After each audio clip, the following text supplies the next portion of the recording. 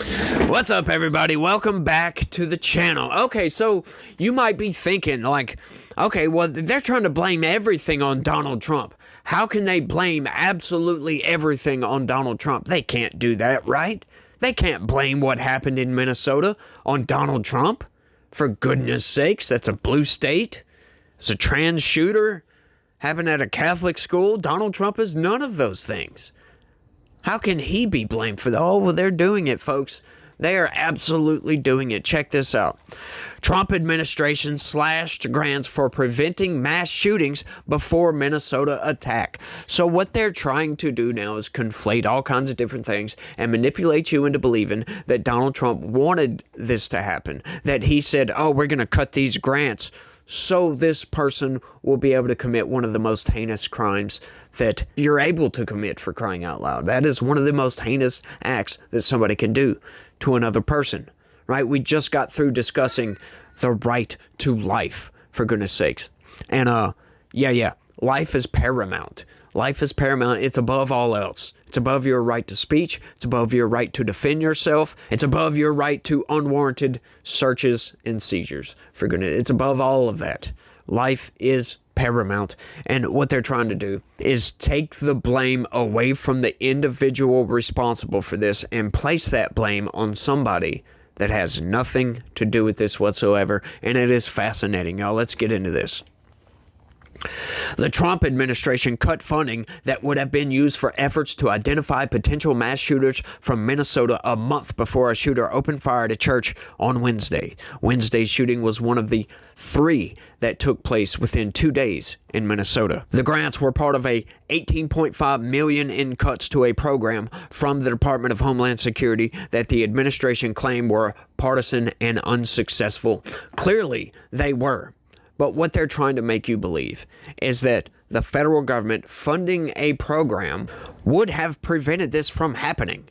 No, I'm sorry. You make these cuts a month before this happens? That means that program was a failure. That's what that means. Because that program would have prevented this from happening outside of those cuts. Because those cuts take years to come into effect, right? Maybe not years, maybe 6, 8, 12 months. Take up to a year to come into effect. I'm sorry. You can't say, oh, they took our funding a month ago, that you just don't have no funding and that you just stop functioning immediately. No, I'm sorry. That's not how funding works. That's not how grants work. That's not how any of this works. If this program was viable and successful, it would have prevented all of these shootings, for crying out loud, or at least the vast majority of shootings. How many has it prevented? Well, that's an unquantifiable number, don't you think? We can't quantify how successful this program would have been. Now, we can look at the program and see what it was doing, and that's exactly what they did, folks. And they decided that, yeah, this program is unsuccessful.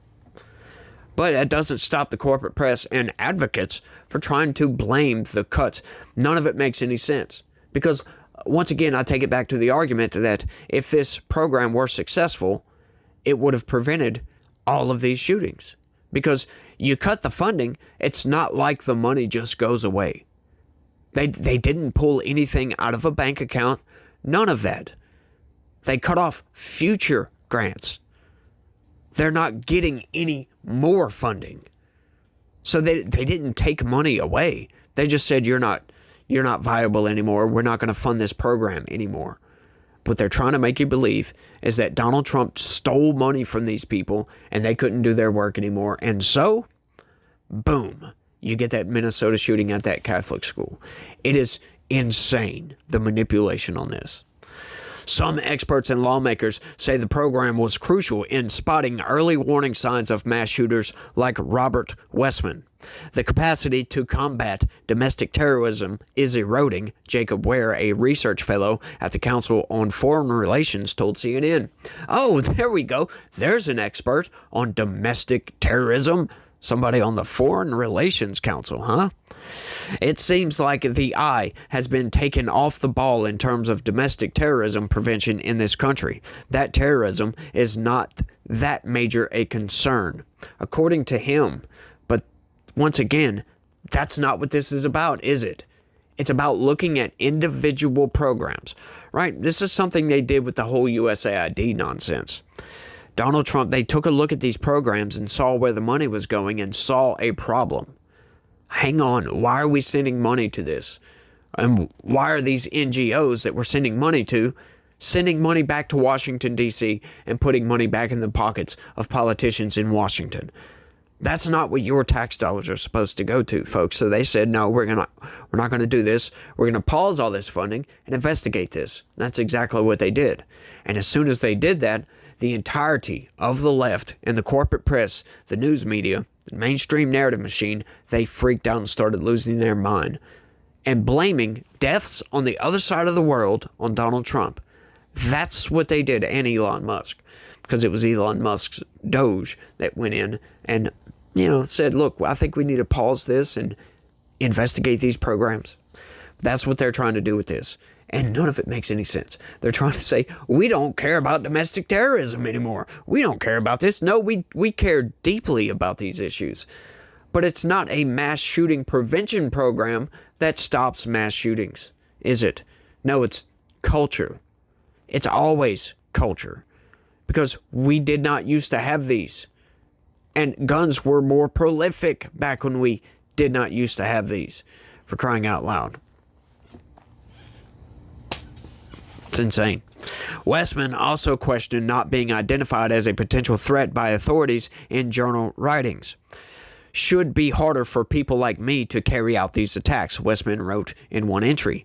Well, see, that's something that doesn't make any sense. Now they're cherry picking stuff from the manifesto, for goodness sakes. That's what they're doing here to try to portray some sort of a narrative, and I'm going to combat that narrative. Should be harder for people like me to carry out these attacks. Now, what that sounds like, that was in the past tense, for me to carry out these attacks. Well, hang on just a second.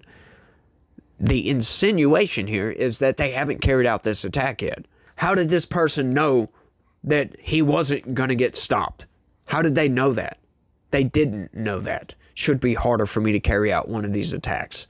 Like, none of this makes any sense. That is based upon the insinuation that they were going to be successful, as a matter of fact. And that was just up in the air, for goodness sakes. There is sometimes we see the warning signs and we just ignore those warning signs. That happens. There is no prevention program that would stop all of these, for goodness sakes. There's none out there. People fly under the radar on purpose and get away with stuff like this. This is a sick person, okay? This is why we need to look at this whole transgenderism movement and stop affirming the delusion, folks. That's what we are doing with these issues, right? That whole affirmation nonsense is why this happened. If this person would have been steered in a different direction, this probably, most likely, would not have happened. Because people, once again, generally speaking, have a self-preservation mechanism that is stronger than just about any other impulse, any other instinct, if you will. Self-preservation. And when your mind gets so twisted that self-preservation switch turns off, we have a problem, folks. But once again, it's not always easy to see these things. And it's not necessarily incumbent upon some program to find everybody that has these instabilities. Right? So, once again, the program isn't foolproof. So, what should we do about that? We need to change the culture. We need a lot more community. More community with our neighbors. We need to talk to each other more. We need to be more friendly. All this internet garbage has made us callous and cruel to humans that we don't interact with on a daily basis. We're mean to people. Trust me, I get inundated with comments about my stupidity, about all kinds of stuff. You'd be shocked. You just go look through all my videos and look at some of the comments section. It's fascinating to watch. But, I kind of have a hard outer shell, if you will, and they don't bother me at all. I laugh them off because, generally speaking, most of them are ignorant as hell, right? Some people make genuine arguments, and We debate back and forth and we have good discussions, but those people aren't being mean, if you will. Those people, they just want to try to convince me of their position. And look, I get that. I encourage people to do so. That's what this channel is supposed to be for, right? I point out a manipulation and explain, have you explain to me why it's not, or why you think it's right. I mean, that's the whole reason for the comment section, for goodness sakes, is to have discourse back and forth. It's fascinating, it really is. In another journal entry, Westman thought purchases made would draw suspicion, writing, "I have been showing signs for a while. I need to be stopped. I don't want to abandon my plan, but I really want to be stopped for the sake of my family." Now, this is, to me, it's nonsense. If you want to be stopped, then don't go through with it, for goodness sakes.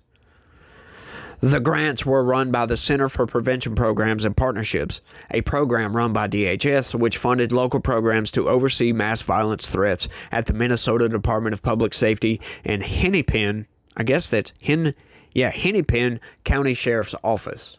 In July, the DHS pulled funds from the two local agencies totaling about $800,000.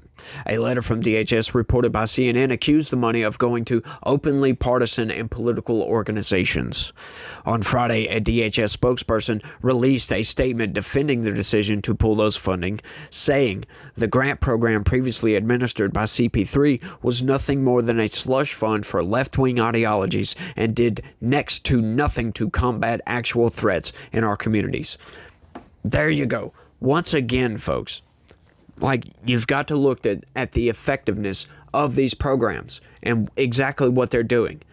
This is taking place all across the country.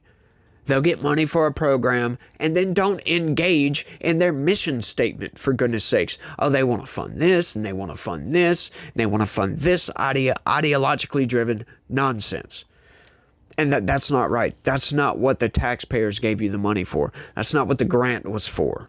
That's why I can't stand this grant money that the government gives out. Sure, some of it is good, but some of it is not. Some of it is just like it said, a slush fund, so they can say, oh, we want to do good for the community, and then they take that money and do nothing but damage to the community. I can't stand these arguments that they make about this stuff. Oh, they want to take our funding that would have prevented this. What a tragedy. It's Trump's fault. They just want somebody to blame instead of taking accountability for their own actions. Though some lawmakers say the spokesperson's arguments are baseless and removing the grants left Minnesota less equipped to prevent tragedies like Wednesday's attack at Annunciation Catholic School. Democratic Rep. Betty McCollum was one of the 6 Democratic lawmakers who sent a letter to DHS earlier in August asking to reinstate the DHS's grant to the Minnesota Department of Public Safety. She wrote that the grant limits our state law enforcement from access to vital federal counterterrorism partners and resources and leaves Minnesota communities more vulnerable to violent attacks. The letter was sent after the shooting of state lawmakers in June, leading to the death of a former Minnesota House Speaker, Melissa Hortman, and her husband, Mark Hortman. Never in our worst nightmares could we have imagined another tragedy occurring so soon, McCollum said on Friday. Once again, do we think that would have these programs would have prevented that? Once again, a program run by the state. Can we even quantify if they've even worked at all? We got to look at what these programs do. And I would argue that none of these programs work because every single mass shooter there's always mental instability here. It's always something wrong with them. Because, once again, you look at somebody that is willing to lose their life to take the life of somebody else. That switch, that survival instinct switch, has been turned off. There's something wrong with that person if they're willing to do these things. I don't know what sort of a program you could create to prevent that. I've looked at a lot of these programs, y'all, and most of it It has nothing to do with this whatsoever. It doesn't have anything to do with mental stability or, psychiatric help for these people, right? Sure, it may look like that, but when you actually look into it, that's not really what it is. It's not really what it does. Most of this is aimed at trying to take your right to defend yourself away from you. The left thinks they can solve all their problems through that. Well, you know what? Every single one of these mass shootings, every 100% exactly, are stopped by a person with a gun, folks. Every single one of these stopped by a person with a gun, whether it's a cop, whether it's an upstanding citizen, or whether it's the shooter themselves. They're always stopped by a gun. So taking guns away isn't going to help the situation. Isn't going to help this at all. Because most of the time, I forget the exact numbers, but I'm wanting to say it's like 85% of the time, these guns that are used in these mass shootings are procured through illegal means. This person wasn't supposed to have this gun in the first place. So none of those laws to prevent this would have worked in the first place. Like I always say, folks, you can make up all the laws you want to. 94% of mass shootings take place in gun-free zones. That's another issue. That Catholic school, gun-free zone. Did that law work? Did that prevention program work? No, it didn't. 94%. The rest of the 6% or whatever, those are usually done in urban areas. Yeah. So, I mean, it's like you can make up all the laws you want to. Doesn't matter. Criminals don't care about laws. Criminals don't care about prevention programs. Most of them don't want to be caught. Most of them have a way to fly under the radar. You're not going to catch every single one of them. You're not going to catch most of them, as a matter of fact. We've had programs like this in existence for a long time. Ever since Columbine, for crying out loud. And have they ever worked? You can't quantify that. So should we dump billions of dollars into these programs in grants to try? Some people would make the argument we should. But the question comes, should we do it to the detriment of our own country? We can't afford some of these programs. All these grants the government gives out, it's all done in a deficit. They have to print the money to issue the grant. I think that's ridiculous, to be honest with you. I think it's incumbent upon the community to help each other. And we are not promoting that sense of community anymore for some reason. It's vanished, folks. It's just gone away. Westman wrote in journal entries, I have dropped a few warning signs to a few people. Nothing crazy, but if I did something, they would say it was obvious in hindsight. Once again, there you go. Some people might see this and be like, oh, yeah, that's a warning sign, but should I act on that warning sign? It's just one warning sign and it was nothing too crazy. Once again, promoting the fact that we're not perfect. We can't just rob somebody's liberty because of a warning sign. That's not how the country works. Westland had recently broke up with a long-term partner, according to journal entries, purchased 3 firearms within a month while frequenting gun ranges, and quit a job at the local marijuana dispensary. Oh, so this person was addicted to drugs. See, once again, none of those things were out of the ordinary. None of that. Why did they add that in here? Why did they do that? Do you think that purchasing 3 firearms? Nope, maybe they just wanted to defend themselves. And look, going to a gun range? I think everybody that owns a gun should go to the gun range at least twice a year to brush up on your accuracy, for crying out loud, to make sure you know how to handle that weapon safely. We need to promote gun safety in this country. Like they're trying to say that as if it's a bad thing, as if that's a warning sign. It's ridiculous, y'all. The programs administered by the CP3 aim to assist local communities in recognizing similar signs. Though when the Biden administration announced the start of the initiative in 2021, an attorney with the American Civil Liberties Union criticized the program as ineffective, discriminatory, and harmful to Muslims and communities of color. Yeah, but that's just a ridiculous misnomery type of argument.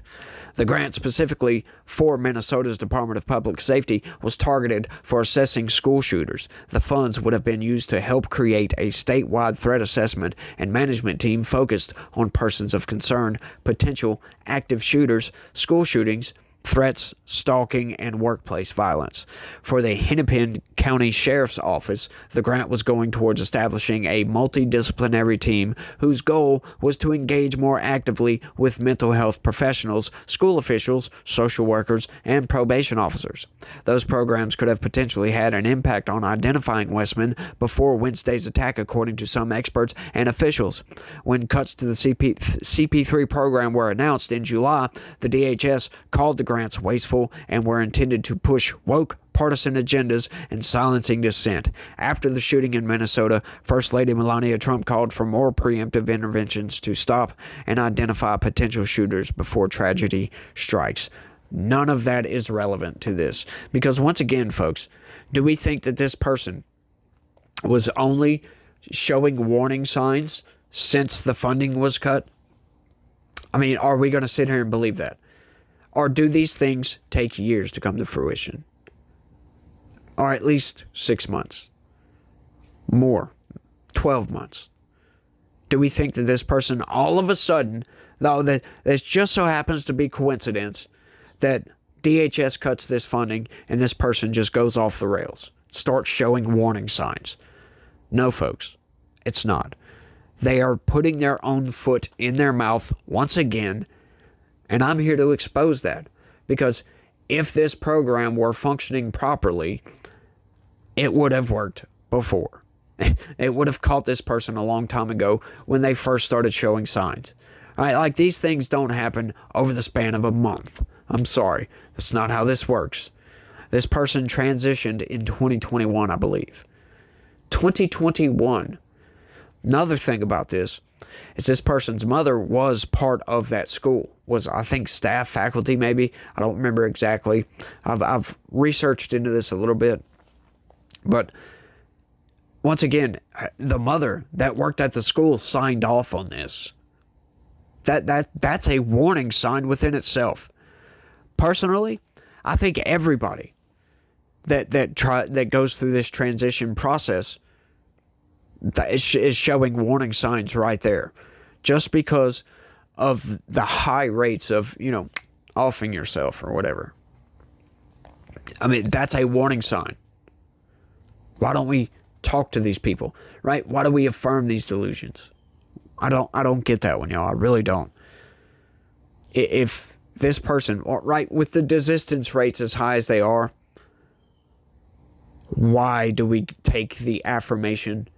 I never understand that one at all. And it blows my mind that these people, now they're trying to blame this on Donald Trump, saying, oh, they cut funding to this program that clearly didn't work once you look into it. Because it didn't work. It's insane, y'all. It really, really is. But I think I've rambled on for long enough on this one. Y'all let me know what y'all think about all this down in the comment section. Do y'all think this program could have saved lives, or do y'all think this is just another narrative coming from the corporate press because they don't want to place the blame where the blame needs to be placed? I think that's the narrative that they're going with, but it is what it is. Y'all let me know what y'all think. Don't forget to smash that like button for me. Subscribe if you're new around here. Share this video anywhere and everywhere you can. And if you would be a sweetheart, click that join button. I'd appreciate that. Help this channel grow. Help this movement push back on the narrative from the corporate press. But y'all do all that for me, and y'all remember that God is always with us. Always with us. And He loves each and every one of you out there. Just remember that. So y'all try to have a good day and stay legitical. Peace.